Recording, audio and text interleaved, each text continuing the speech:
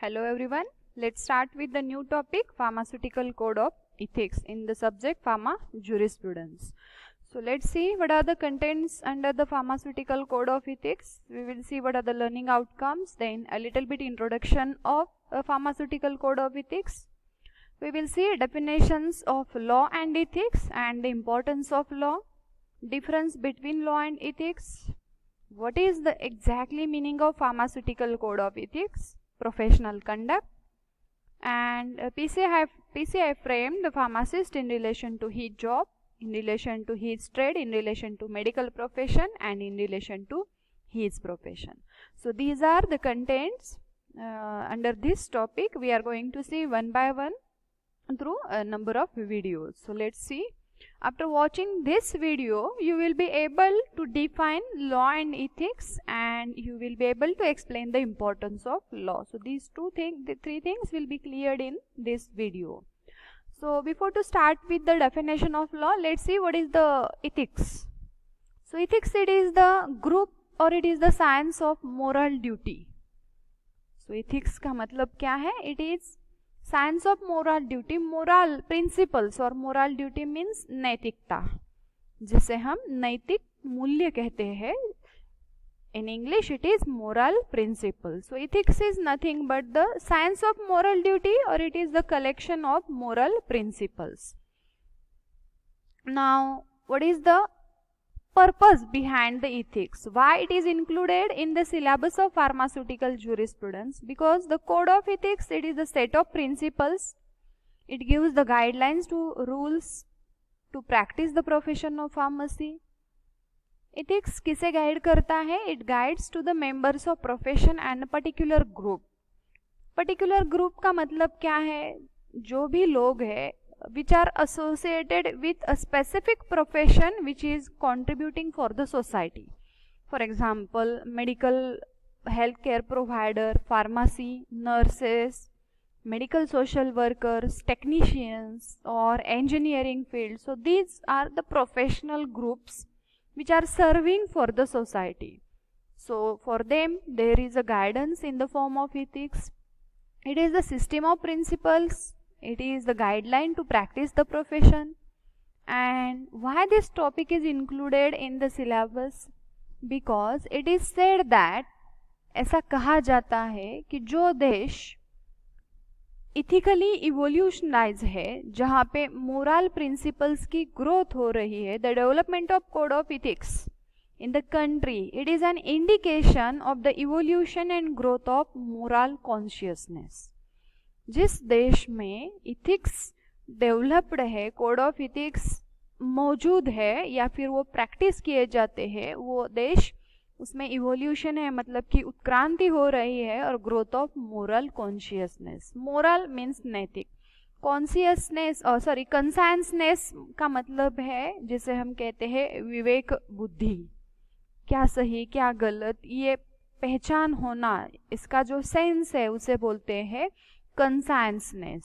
सो जिस देश में ये चीज़ें चलती है उस देश की उत्क्रांति है, प्रगति हो रही है, ऐसा बोला जाता है.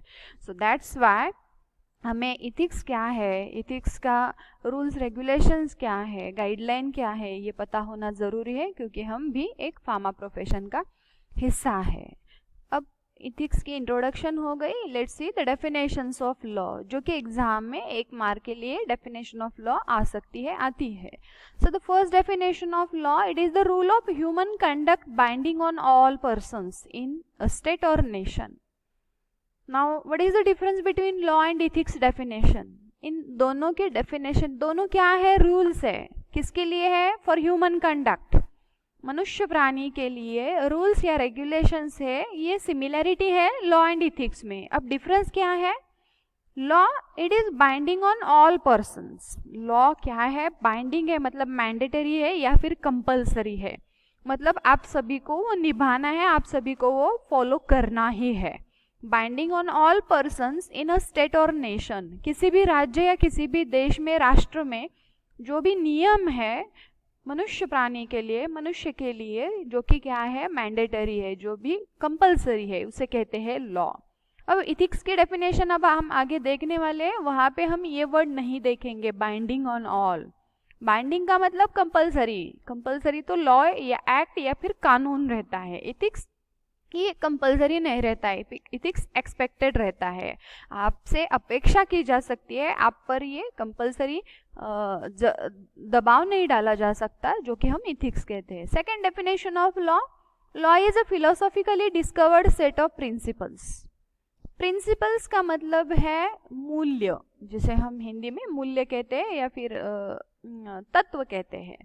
So it is the philosophically discovered set of principles. Philosophically मतलब इंटेलेक्चुअली या फिर लिटरेटिवली ये ढूंढे गए या फिर सेट किए गए प्रिंसिपल्स है या कुछ ऐसे गाइडलाइंस है विच एक्सप्रेसेस, जो कि हमें बताते हैं ट्रू नेचर ऑफ थिंग्स, चीज़ों का सही मायना बताते हैं, to which man must confirm his conduct, और अकॉर्डिंगली मनुष्य को उसके हिसाब से अपना बर्ताव या फिर अपना बिहेवियर रखना होता है, जो कि लॉ कहता है।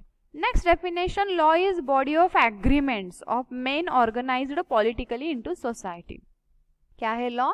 It is the body of agreements, मतलब जो भी हम करार पत्र कहते हैं या फिर हम बॉन्ड किया ऐसे कहते हैं, सो ये एग्रीमेंट है, बॉडी ऑफ एग्रीमेंट है of men organized politically into society. समाज में या फिर राजकीय समाज में जो लोग स्थित है या सेटल्ड है, उनके लिए बनाए गए ये कुछ नियमावली है या कुछ एग्रीमेंट्स या कुछ करार या कुछ बॉन्ड्स है, जिसे हम लॉ कहते हैं।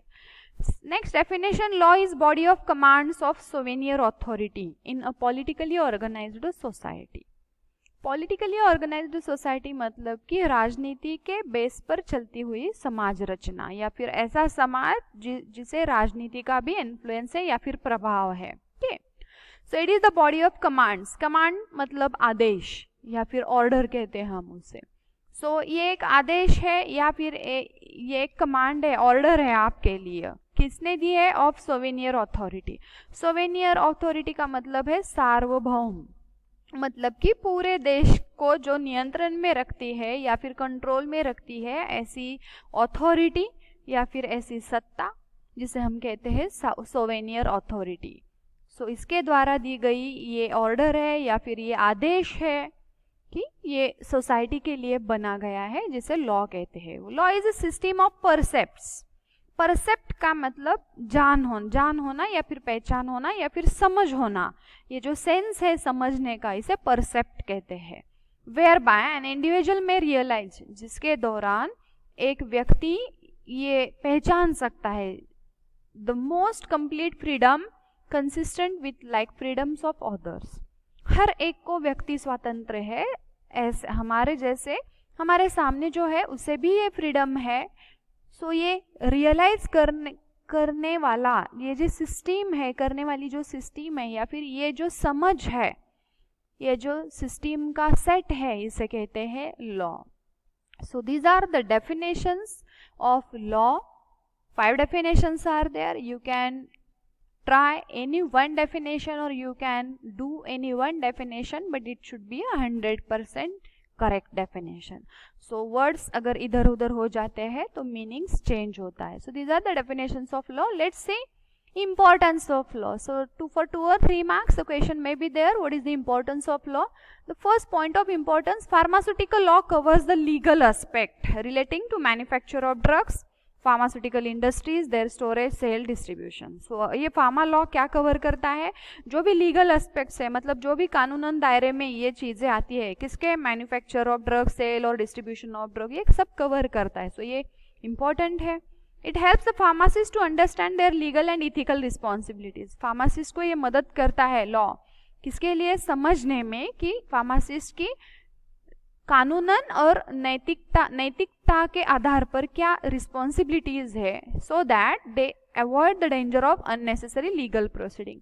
अगर हमें लीगली और इथिकली पता है क्या सही और क्या गलत है, तो गलत करने से हम बच सकते हैं और जो भी अननेसेसरी लीगल हम पे एक्शन हो सकती है उससे भी हम बच सकते हैं। Next, the pharmaceutical law safeguards the health of people. ये लॉ हमें क्या देता है? सुरक्षा कवच या फिर सुरक्षा आवरण देता है, प्रोटेक्शन देता है। That is called safeguards by making right medication, by controlling pharmacy business and profession.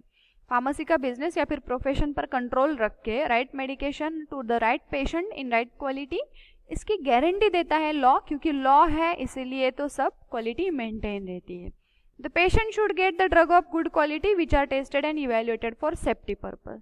Law है, कानून है, इसीलिए तो हम सब कानून के दायरे में सब चीज़ें करते हैं और इसीलिए पेशेंट को भी हम सही मात्रा में और सही तरीके से दवाइयाँ दे सकते हैं। Next, pharmaceutical law relates to the creation, sale, distribution and use of pharmaceutical drugs. ये किसके बारे में है या फिर किससे इसका ताल्लुकात या संबंध है? Creation, sale, distribution and use of pharmaceutical drugs. Another important role is product safety and marketing. सबको दायरे में लाता है लॉ, जो भी फार्मास्यूटिकल प्रोडक्शन या फिर सेल डिस्ट्रीब्यूशन से संबंधित है, इस सबको कंट्रोल में लाता है, इसलिए इम्पोर्टेंट है। To promote health care by regulating the manufacture, supply and distribution of good quality drugs. अच्छी क्वालिटी के ड्रग्स डिस्ट्रीब्यूट हो, सप्लाई हो, मैन्युफैक्चर हो, इसके लिए लॉ प्रमोट करता है ताकि सही चीज़ें पेशेंट या कस्टमर के हाथ में जाए। To safeguard the people from misleading and false advertisements. लोगों को बचाता है लॉ गलत तरीके से दी गई और गलत एडवर्टाइजमेंट से लोगों को बचाता है। Now the definition of ethics. ये पिक्चर बताता है क्या सही है क्या गलत है, इसकी जानकारी देने वाला मतलब ethics. So it is the rules, law भी रूल है, इथिक्स भी रूल है, by which profession regulates actions and set standards for all its members. ये जो हमारी प्रोफेशन है ये रेगुलेट करती है या फिर सेट करती है क्या? एक्शंस मतलब जो कृति हमें निभानी है, करनी है। सेट स्टैंडर्ड्स मतलब ये सही है ये गलत है, इसका स्टैंडर्ड्स ये प्रोफेशन हमें देती है फॉर ऑल इट्स मेंबर्स। यहाँ पे कहीं भी ये वर्ड नहीं है बाइंडिंग ऑन ऑल, जो कि लॉ की डेफिनेशन में है। इथिक्स एक्सपेक्टेड है, कंपल्सरी नहीं रहता। Ethics is the science of moral principles. ये एक शास्त्र है नैतिक तत्वों का, मूल्यों का। And represents a slightly different kind of effort. और ये क्या प्रेजेंट करता है? कुछ अलग तरीके से टू कंट्रोल ह्यूमन कंडक्ट। मनुष्य के स्वभाव या उसके बर्ताव पर कंट्रोल लाने का कुछ अलग तरीका है जो कि नैतिक मूल्यों पर आधारित है, और ये एक शास्त्र है। That is also definition. One more definition, ethics is an appeal. ये एक आह्वान है, अपील है टू द कंसाइंस। हमारी जो विवेक बुद्धि है उसके लिए एक अपील है। And more often than not, it helps the people in treading right paths in all walk of life. ये लोगों को उनके जो रास्ते हैं, लाइफ के जो रास्ते हैं, वहाँ पे सही तरीके से चलने के लिए ये क्या करता है? मदद करता है इथिक्स। एंड ये अपील है हमारी सत्सद विवेक बुद्धि को, ये अपील है कि आप सही क्या है पहचानो, गलत क्या है पहचानो, और अकॉर्डिंगली आप अपने आयुष के या आपके जीवन के रास्ते पर सही तरीके से जाए। So these were the definitions of law, ethics and importance of law. In next video we will see the concept of pharmaceutical code of ethics and the professional conduct. Thank you so much for watching this video.